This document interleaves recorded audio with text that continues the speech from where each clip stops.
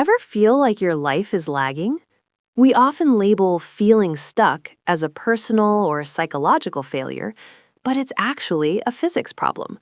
We're exploring quantum latency, the friction between your consciousness and the biological hardware it runs on. By analyzing ORC-ORC mechanisms and signal fidelity, we realize a fundamental truth. You cannot run high-voltage consciousness on a degraded nervous system. Let's examine how to optimize your biological platform. Is the brain a computer? The classical model says yes, viewing neurons as binary switches. However, this rigid framework fails to explain the unified nature of consciousness. In truth, the brain operates through self-organized criticality, existing at the delicate phase transition between order and chaos. By observing fractal branching and neuronal avalanches, we see a system governed by power law distributions rather than simple algorithms. This suggests that consciousness emerges from complex, nonlinear dynamics, not just binary code. To locate the physical seat of consciousness, we must look beyond the brain as an organ and even beyond the individual neuron. By zooming into the cell's infrastructure, we find microtubules, complex networks of tubulin dimers. Far more than mere structural scaffolding, these serve as the biological quantum processors, where wave function collapse actually occurs, providing the fundamental substrate for our cognitive reality. Orchestrated objective reduction, or ORC-OR, suggests that consciousness is a fundamental quantum process occurring within our neurons.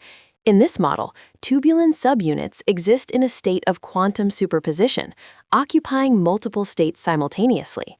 When the gravitational self-energy reaches a critical threshold, as defined by the equation shown here, a spontaneous collapse occurs.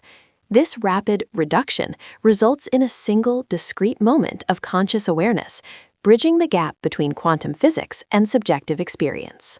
Your mind doesn't just observe the world, it renders it. As you see here, the probability wave represents a superposition of infinite possibilities.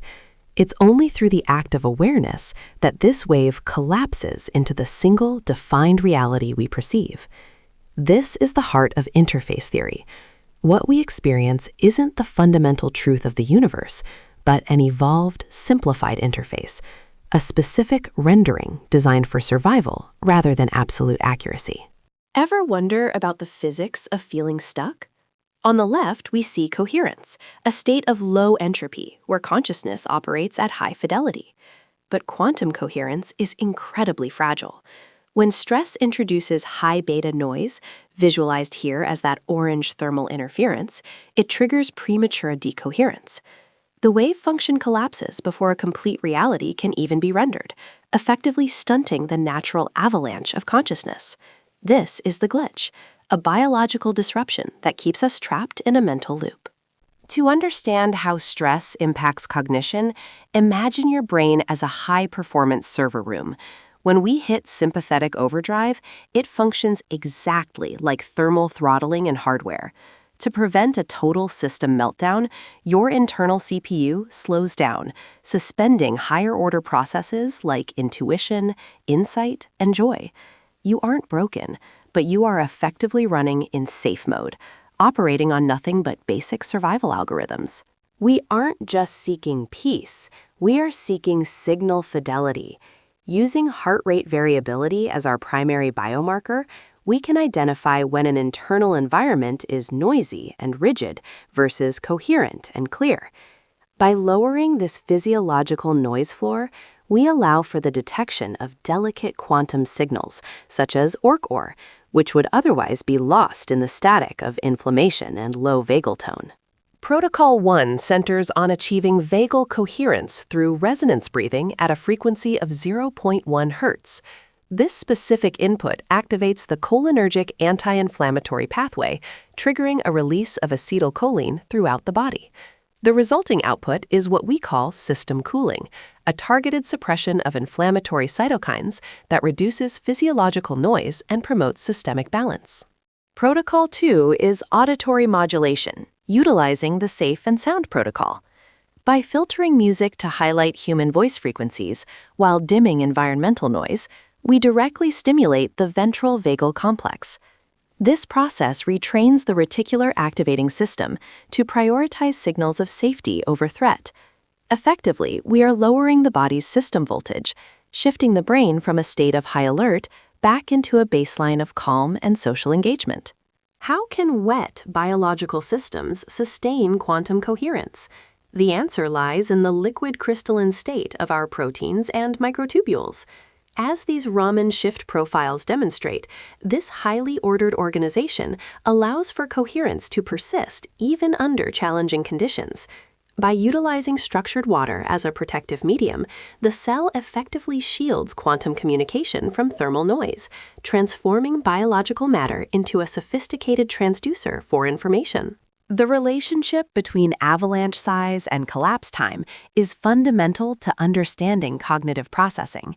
Based on the physics of objective reduction, as the scale of a quantum event increases, the time required for collapse decreases. We find the cognitive sweet spot in that 10 to 200 millisecond range. However, there is a critical warning. Noise fragments these avalanches. To successfully resolve a conscious moment, the system must be stable enough to sustain large-scale events without them breaking apart prematurely. Expanding our view beyond the individual, we consider the possibility of non-local connection. By extending the ORC-OR model, we see that consciousness may not be isolated. Instead, neurons and even individuals could communicate through entangled quantum states. Intriguingly, this suggests that the profound experience of love might actually be our subjective perception of quantum entanglement. To access this wider network, the key is synchronization.